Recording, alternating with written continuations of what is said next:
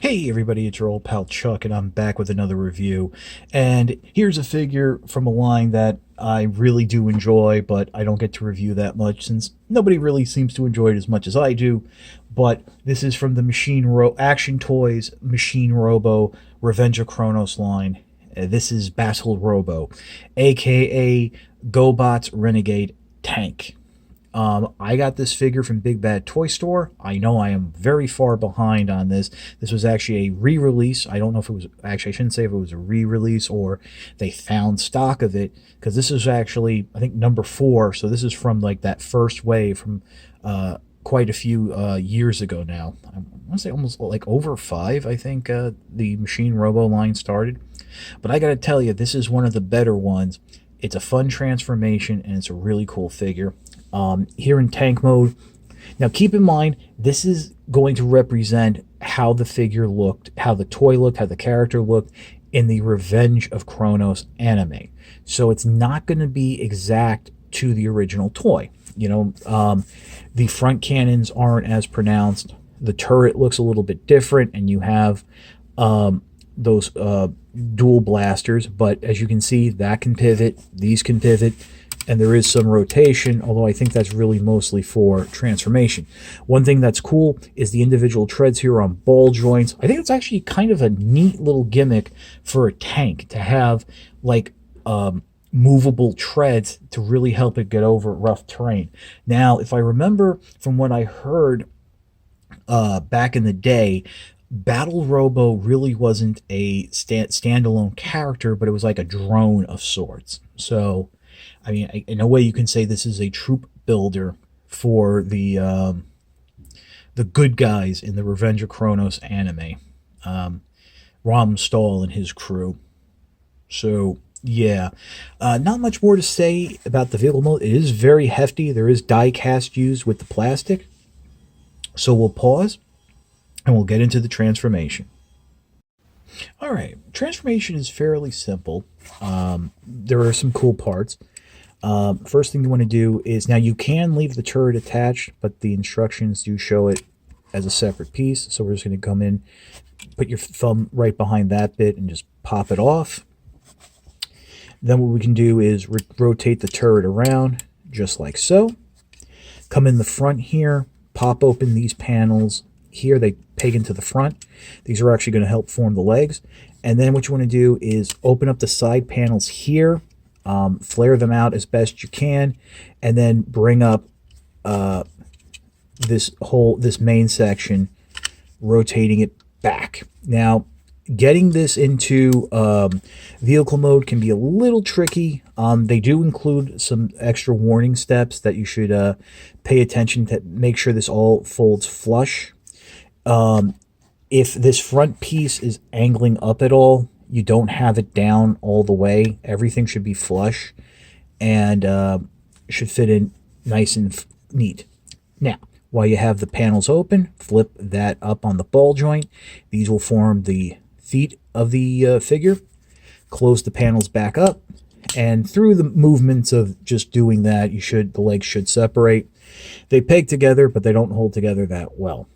Next, what you want to do is bring the top section of the vehicle mode up at what it will be now the robot's waist. Carefully flip the guns around to the back. I mean, they're solid plastic, but they're like little nibbins. Now, you should also mention that there are side skirts here that you can flare out if you want. The instructions make a point of telling you to make sure they're pushed back. Coming in behind over here, what you want to do now is separate this back section and then fold it out. This will form the arms. You can go ahead and continue folding out what will be the fists. They do, going out, they don't really peg in, but going back in, they do. So make sure when you're going to tank mode, you pop them in securely. Bring this whole back section down, and as you can see from the underneath here, there are 2 holes that those barrels of the gun should go through, and that, again, another caution point on the transformation to make sure you are aware of that. Bring the arms down at the shoulder joint.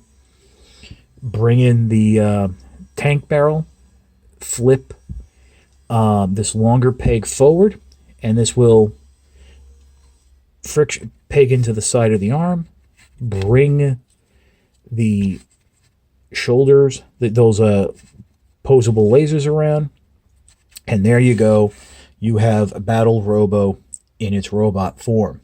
And of course, you do have, what's cool here is you do have an articulated head that is like a separate piece. Instead of having that whole dome rotate, the face and the side can rotate. So you have that. The waist articulation is unfortunately locked into place because of the nature of the transformation. But you got plenty of universal joints here, wrist swivel, hips, knees. So it's a fairly... Oh, I'm sorry. You do have waist articulation. It's actually right there below the belt line. So you have like a really cool looking version of... It's more... I would even say it's more of an update to what Tank used to look like. Articulated, fun looking. The lighter blue, which is closer to the Chronos anime. Overall, a really fun figure, and one that I do recommend. So we'll pause, and I'll come back with, again, my final thoughts. I do want to mention again that this is an older released figure, so I'm not sure if Big Bad Toy Store still has stock of it. So you might have a harder time finding it. But then again, I kind of feel that if you had wanted this figure, you would have picked it up when it was still new. And unfortunately, that's one of the problems with this line from Action Toys. You'll get like a really cool figure like Battle Robo, or that deluxe version of Bike Robo, aka Cycle, which I still think is one of the best toys ever made. Just a completely wonderful figure. But then you'll get something like Spacey, which I remember hearing there was a lot of breaks happening with it. And then something like Eagle Robo, which really isn't as much fun as it could have been.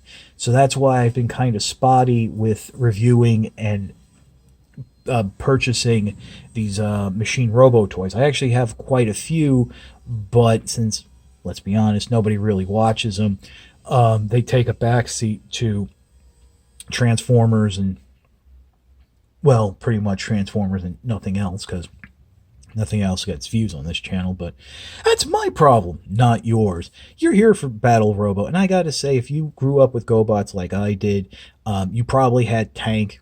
This is a great update to Tank.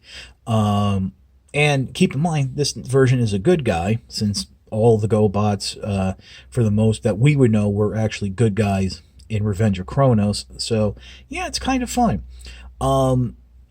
As I mentioned in my review of Brawn, this is actually double the price, if not a little bit more, than a modern deluxe Transformer, but you are paying for the quality.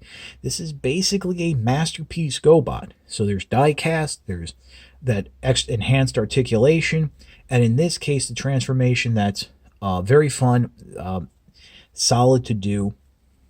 So there you go. So I do recommend it, but just keep in mind you might have a hard time finding it. Also, I want to mention, I didn't show it, but like all the other Machine Robo figures, it does come with a modular display base that looks like a hanger, has a stand, you can have the figure levitating. I really don't use those because I don't really have that kind of display space for them, but it is nice to have and actually goes into the cost of the overall set. So that's about it for the review. If you like this review, please consider checking out my Patreon. Also, like, comment, and subscribe. That will help tell YouTube to support my channel and keep you informed of all the fun things I do. A lot of the reviews I do don't get a lot of coverage in the mainstream toy news because they're a little bit different and out there in smaller niche communities like Machine Robo, but we have fun. The details to my Patreon can be found on the card here in the corner and a hyperlink in the description below. With that being said, this is your old pal Chuck for Battle Robo, aka tank.